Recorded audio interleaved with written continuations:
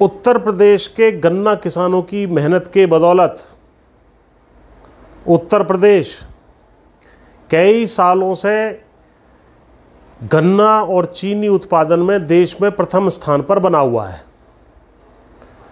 2019-20 का जो पेराई सत्र है, चालू पेराई सत्र, ये लगभग समाप्ति की ओर है। इसके जो आंकड़े आए हैं उसके अनुसार इस साल उत्तर प्रदेश में चीनी मिलों ने 111.6 करोड़ कुंटल गन्ने की पेराई करके लगभग 126 लाख मैट्रिक टन चीनी का उत्पादन किया है। और ये जो है चीनी की जो रिकवरी है वो 11.32% इस वर्ष की आई है। 17 जून तक लगभग 35,712 करोड़ रुपए मूल्य का गन्ना उत्तर प्रदेश के किसानों ने चीनी मिल को सप्लाई किया है। इसमें से 17 जून तक जो पेमेंट हुई है, भुगतान हुआ है गन्ना किसानों का, वो है 20,819 करोड़ रुपया। यानी कि इस सेशन का ही 14,893 करोड़ रुपया गन्ना किसानों का चीनी मिलों पर बकाया है, जबकि चीनी सत्र, पेराई सत्र जो है वो लगभग समाप्त हो गया है। और पिछले साल का इसमें जो 41 करोड़ रुपया पिछले साल का बकाया है, दोनों को जोड़ दे तो ये 14,934 करोड़ रुपए की फिगर आ रही है। इस फिगर में यदि हम पूर्व के वर्षों में और इस वर्ष में जो विलंब से, देरी से भुगतान हुआ है गन्ना किसानों का, उसके लिए जो देय ब्याज है, जो ब्याज मिलना चाहिए, उसको जोड़ दें तो ये फिगर लगभग जो है 17,000 करोड़ रुपए की बन जाती है। 17,000 करोड़ रुपए की। यानी 17 जून 2020 को उत्तर प्रदेश के गन्ना किसानों का चीनी मिलों पर लगभग 17,000 करोड़ रुपया बकाया है। 2017 के चुनाव से पहले इस सरकार ने, जो इस सरकार, भाजपा की सरकार उत्तर प्रदेश में चल रही है, उसने अनेकों वायदे किए थे कि हम 14 दिनों में हर हालत में आपका भुगतान गन्ना किसानों का करवाएंगे। लेकिन भुगतान की स्थिति तो मैंने आपको बता दी, ना तो भुगतान हुआ और ना ही गन्ने के रेट बढ़ाए गए। जब पहले साल ये आए थे, यानी 17-18 में मात्र 10 रुपये का रेट बढ़ाया गया था। 315 रेट था जब ये आए थे, उसको बढ़ा करके 325 रुपये कर दिया गया।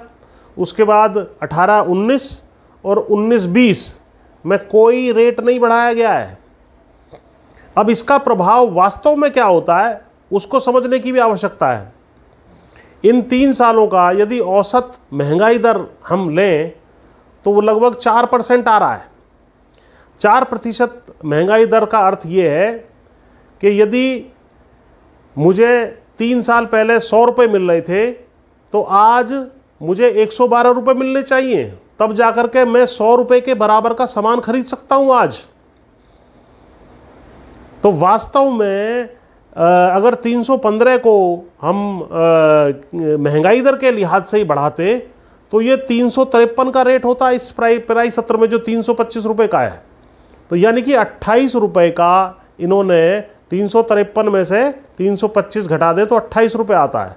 यानी 28 रुपये की चोट, यानी 28 रुपये वास्तव में गन्ने का जो रेट है इस साल घटा दिया गया है, अगर महंगाई दर के प्रभाव का आकलन इसमें किया जाए।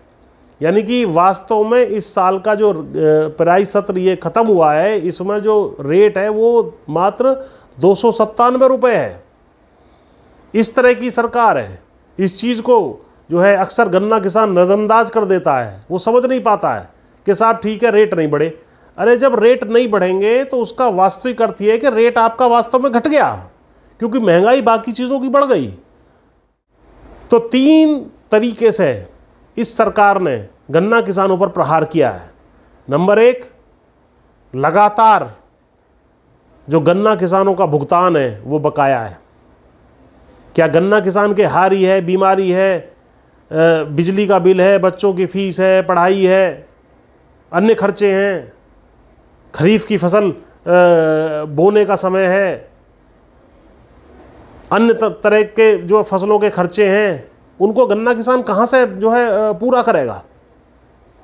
नंबर एक तो हम जो है गन्ना किसानों का हमने रेट नहीं बढ़ाया, उसके बाद हमने जो है भुगतान नहीं किया, नंबर दो, और नंबर तीन, इन दोनों वजह से गन्ना किसान को उधार लेना पड़ रहा है अपने खर्चे जो है पूरा करने के लिए। तो तीनों तरफ से जो है, तीनों तरफ से गन्ना किसान मारा जा रहा है।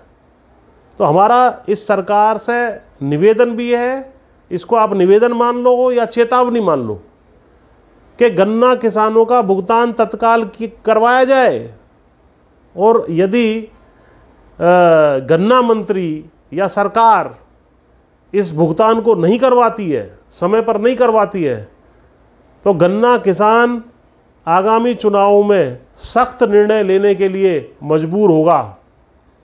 इस बात को जो है आप समझ करके रखिए। आपने तरह तरह के इंसेंटिव और स्कीम चीनी मिलों को पिछले 3 सालों में दिए हैं केंद्र सरकार ने और आपने मिलकर के, उसके बावजूद भी गन्ना किसानों का भुगतान नहीं हो रहा है, और आप लोग जो है केवल हाथ पर हाथ रख करके बैठे हुए हैं। मेरा निवेदन है उत्तर प्रदेश की सरकार से कि सख्त कार्रवाई गन्ना चीनी मिलों के खिलाफ की जाए, ताकि वे समय पर गन्ना किसानों का भुगतान करें, अन्यथा इसके गंभीर परिणाम भुगतने के लिए सरकार को तैयार रहना चाहिए। नमस्कार।